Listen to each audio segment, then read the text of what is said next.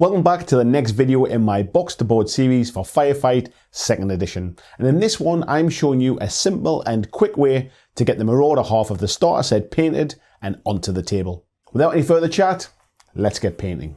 As with the Enforcer painting videos, I'm going to paint these three models: a Commando Captain, a Commando and a Ripper Rainmaker, as these will allow you to copy the methods across the entire Marauder set of models.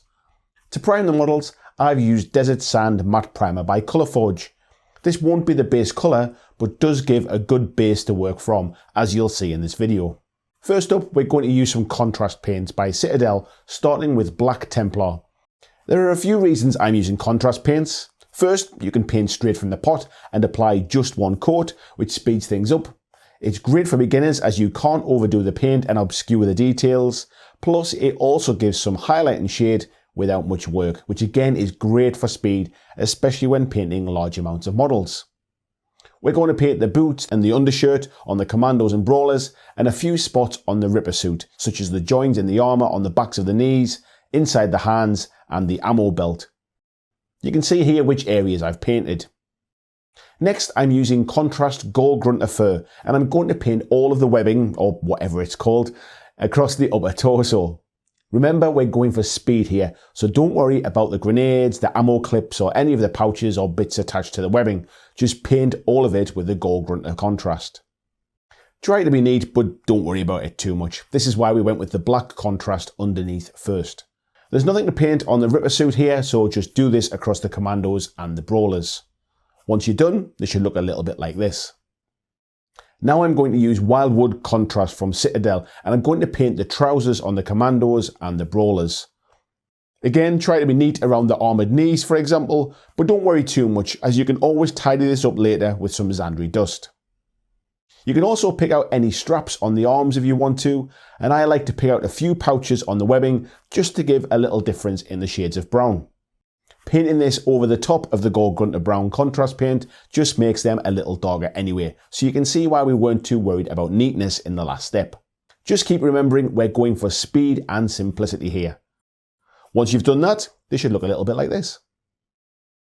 It's skin time, and for this we're going to be using contrast Plaguebearer flesh. Paint this over any skin areas such as arms, hands and face.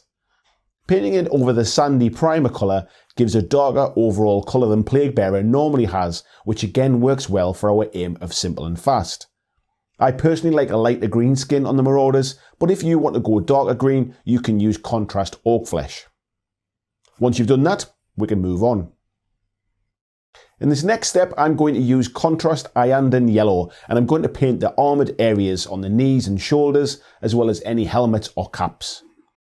Remember when I talked about spot colours in the Enforcer video? Well, we're doing the same here with the yellow.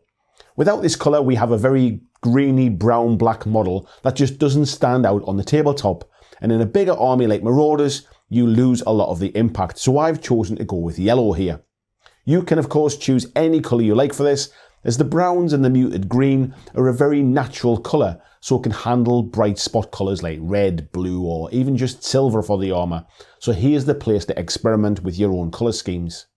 We're also going to go a little nuts here and cover pretty much all of the Ripper suit in the yellow contrast paint. Now you're going to look at this and say, is he mad? But there is a plan, and I promise it won't look like this when it's finished. Once done, they should look a little something like this.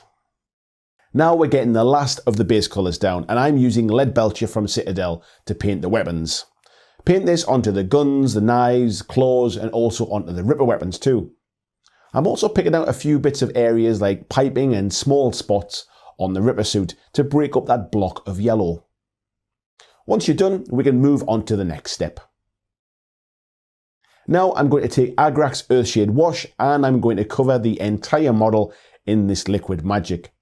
No, I've not gone completely mad again. I'm doing this for a few reasons. Firstly, it will hide any small mistakes where you haven't been the neatest with the contrast paints. It will give some depth of shade to the silver weapons and the yellow areas, and it will also desaturate the brightness of the contrast paints.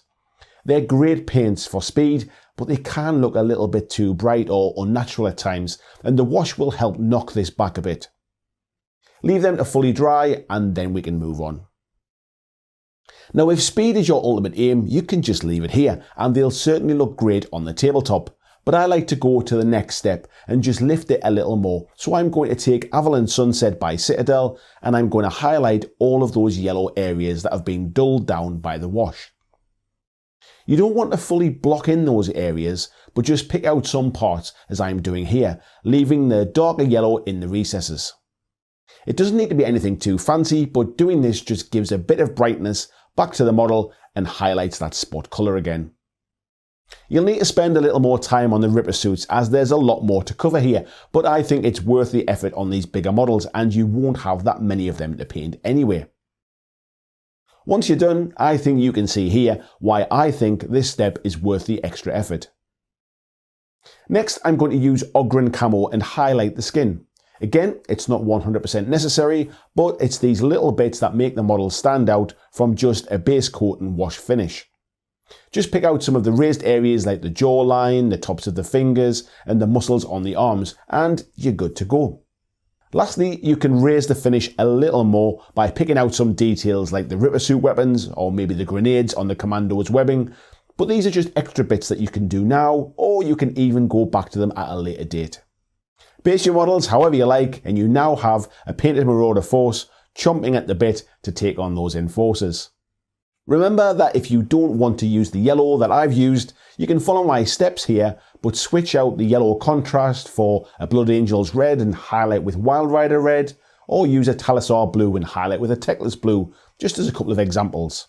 I'd have shown you here how they looked, but I didn't have any spare models, so sorry about that. Well, if you've enjoyed this, please leave a like, let me know in the comments, and don't forget to subscribe to the channel. Next up, I'll be talking about setting up your games, and then we'll have a first game to show you the basics and get you playing. Thanks for watching.